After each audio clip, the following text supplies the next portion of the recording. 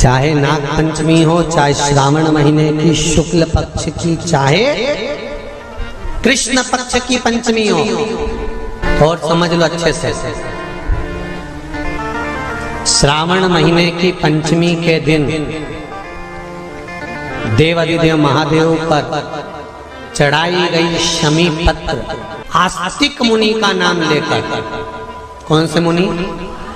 आस्तिक मुनि का नाम लेकर शमी पत्र को वापस उठाकर उसको अपने दरवाजे की चौखट पर कहीं पर भी या द्वार पर कहीं पर भी एक ओर रख देने पर घर के अंदर, बगीचे के अंदर सर्प प्रवेश नहीं करता। ध्यान रखिए, सर्प प्रवेश नहीं करेगा। शमी पत्र समर्पित करने पर, उस शमी पत्र को आस्तिक मुनि का स्मरण करने पर, कौन से मुनि है? आस्तिक मुनि का स्मरण करने पर भीतर घर के अंदर बगीचे में सर्प भी प्रवेश नहीं। उस शमी पत्र में जया, विषहरा, शामली वारी, दौतली और देव, ये पांचों कन्याओं का भाव प्रकट हो जाता है और वो कन्याएं हमारे घर के द्वार की रक्षा करती हैं। तुम्हारे घर की बहन बेटी क्या करती है? तुम्हारे घर की बहन बेटियां क्या करती हैं? घर में बहन बेटी आती हैं तो बद्दुआ देकर नहीं जाती। घर में कन्याएं रहती हैं, बद्दुआ नहीं देती। घर की बेटियां जब दरवाजा छोड़कर शादी कर वाले दिन, विदाई के दिन अगर जाती भी हैं तो बेटियां हाथ में धान भरकर फेंक कर जाती हैं कि मेरा मायका खूब फले फूले आगे बढ़े। छापे लगाकर चली जाती हैं कि हमने हमारी जीवन की सारी दौलत, जीवन का सारा सुख अपने मायके में दे दिया है। वो बेटियां तो जया, विषहरा, शामली बारी, दौतली, देव, ये उस घर में निवास करती हैं जिससे ये पंचमी, कौन सी तिथि? पंचमी, चाहे वो शुक्ल पक्ष की हो, चाहे वो कृष्ण पक्ष की। श्रावण महीने की पंचमी के दिन शंकर भगवान पर जिस परिवार के व्यक्ति का कांवड़ जल हमने बताया है आपको, जरूरी नहीं है कि डंडा बांधकर 2 कावड़ के जल के लोटे लेकर जाओ, आप अपने हाथ में भी 2 पात्र लेकर जा सकते हैं। पंचमी तिथि के दिन हाथ में 2 लोटे जल के, 2 कलश जल के जब हम शंकर भगवान को चढ़ाते हैं तो ऊपर जो कमंडल होता है शिव जी के ऊपर जलधारी होती है, जिसमें जया, विषहरा, शामली बारी, दौतली और देव, शंकर भगवान की 5 बेटियां जिसमें विराजमान होती हैं। जब हम जल समर्पित करते हैं, हमारे पीढ़ी में, परिवार में अगर कोई अधोगति में मर गया होता है, कुंवारी अवस्था में चले गया होता है, गर्भ में मर गया होता है, गर्भ के बाहर निकल कर भी अगर कुंवारी अवस्था में चले गया होता है, तो श्रावण महीने की दोनों पंचमी पर परिवार का अगर कोई एक व्यक्ति भी जल चढ़ा देता है शंकर भगवान पर, तो सर्प की योनि में नहीं पड़ता, जीव मुक्त हो जाता, प्रेत योनि में सर्प की योनि से मुक्त हो जाता।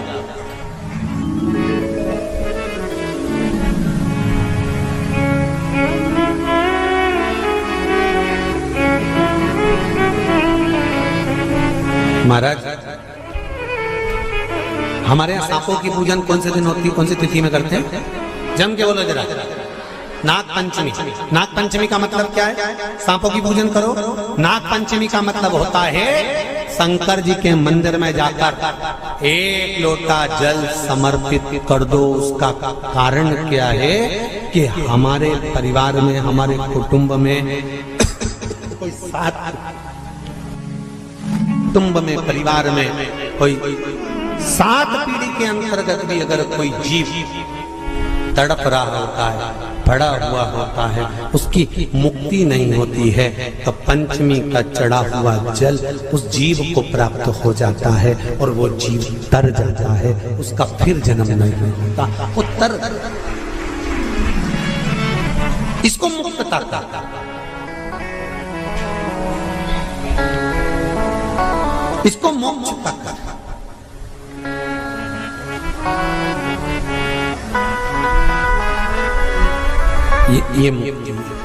ये मोक्ष, इसी को कहेंगे कि ये मुक्तता है। महाराज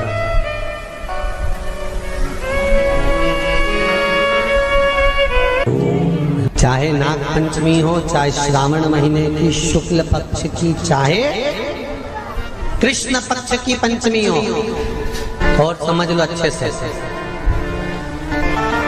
श्रावण महीने की पंचमी के दिन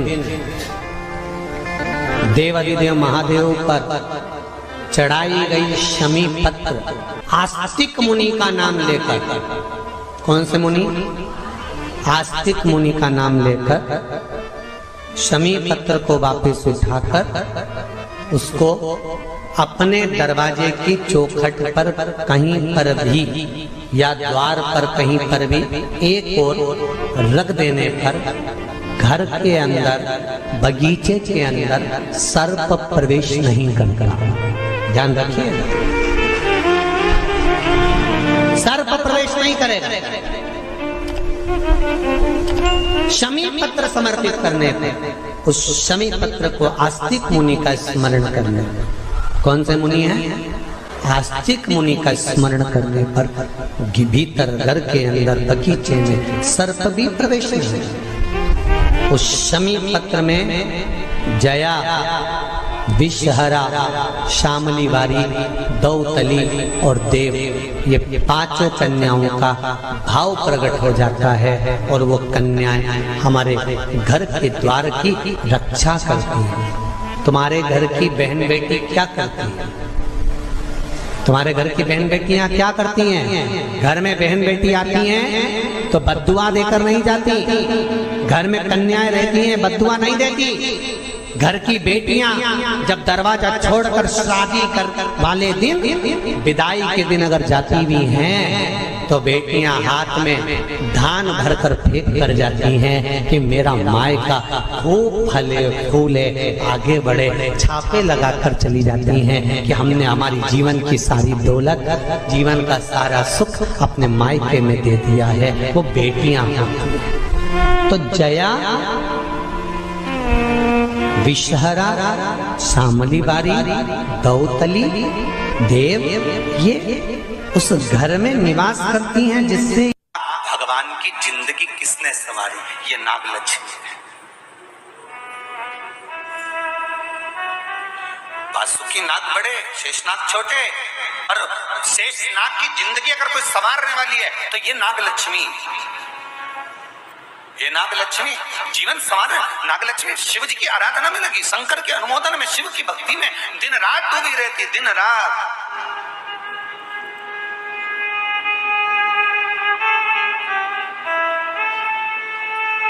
कितना सुंदर संवाद है। पान की बेल में, पान जानते हो? तांबुल, जो खाने वाला पान होता है। पान की बेल में चारों तरफ से बेल लगाकर नागलक्ष्मी उसमें बैठ कर शिव की आराधना करती थी। इसलिए आज भी शास्त्र के हिसाब से देखा जाए तो सबसे ज्यादा सांप, सबसे ज्यादा सर्प, सबसे ज्यादा नाग नागिन, सबसे ज्यादा सर्प अगर कहीं रहते हैं तो जहां पान की खेती होती है, जहां पर तांबुल उत्पन्न होता है, जहां पान की बेल होती है, सबसे ज्यादा सांप वहीं पर पाए जाते हैं। सबसे ज्यादा सांप वहीं पाए जाते हैं। और जो पान उतारने वाले रहते हैं, पान तोड़ने वाले रहते हैं, पान बेचने वाले रहते हैं, जिनको हमारे यहाँ सहज भाषा में चौरसिया कहते हैं, इनका एक विधान रहता है कि सांप पान के उस बेल में चारों तरफ रमे रहते हैं। पान की बेल में सांप सांप के बच्चे चारों तरफ भ्रमण करते रहते हैं, और चौरसिया पान उतारने वाला, बेल में से पान तोड़ने वाला, सांप के बच्चों को उठाकर, सांप को उठाकर उधर रख देता है और पत्ते तोड़ लेता है, पत्ते तोड़ लेता। उसको सर्प नहीं डसते। क्यों? क्योंकि यहाँ पर वर है इन चौरसियाओं को। कई चौरसिया लोग सोचे होंगे कि हम नाग की पूजन करते हैं, हम सर्प की पूजन करते हैं, नाग पंचमी पे हम सर्प का स्मरण करते हैं, हमारे कुल देवता के रूप में हम सर्प पूजते हैं। पर कभी चौरसिया ने विचार करा कि आखिर तुम्हें कौन सा वर प्राप्त हुआ कि तुम्हें सर्प नहीं डसेगा? तुम्हें कौन सा वर प्राप्त हुआ कि सांप तुम्हें नहीं काटेगा? पान उतारते समय, पान तोड़ते समय, पान को ले जाते समय सर्प तुम्हें डस नहीं करेगा। क्योंकि जिस समय पर नाग लक्ष्मी भगवान शिव की आराधना करती है पान की बेल के पास में, उस समय पर एक सहज भाव में, एक ग्रामीण, एक सहजता उस नागिन को आते हुए देखता था, नाग लक्ष्मी को आते हुए देखता था। जो नागिन कभी तो सुंदर स्त्री का रूप, लक्ष्मी जैसा रूप बना लेती है, और कभी नाग का रूप बना लेती है। बड़ा विचित्र उसको लगता था। और वो एकांत में बैठा, इसने आकर देखा कि नाग लक्ष्मी सेवा में लीन रहती, किसी जीव को वहां आने नहीं देता। शास्त्र तो यहां तक कहता है कि जब नाग लक्ष्मी पूजन करती थी तो कहा, पूछा गया ये कोई जीव इसके पास में ना आए तो इसको बचाता था वो। एक दिन नाग लक्ष्मी जब बड़ी हो गई, देख लिया उसने इस ग्रामीण को, इस मानव को जब देखा जो चारों तरफ से किसी ना किसी रूप में नाग लक्ष्मी को रसला कर देता है, प्रदान करता रहता है, कुछ ना कुछ तत्व देता रहता है।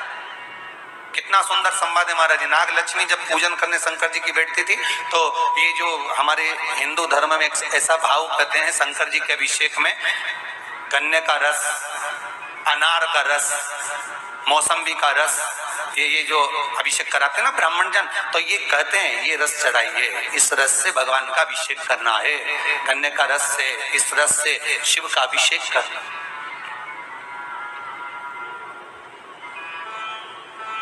वो ला कर देता, रख देता।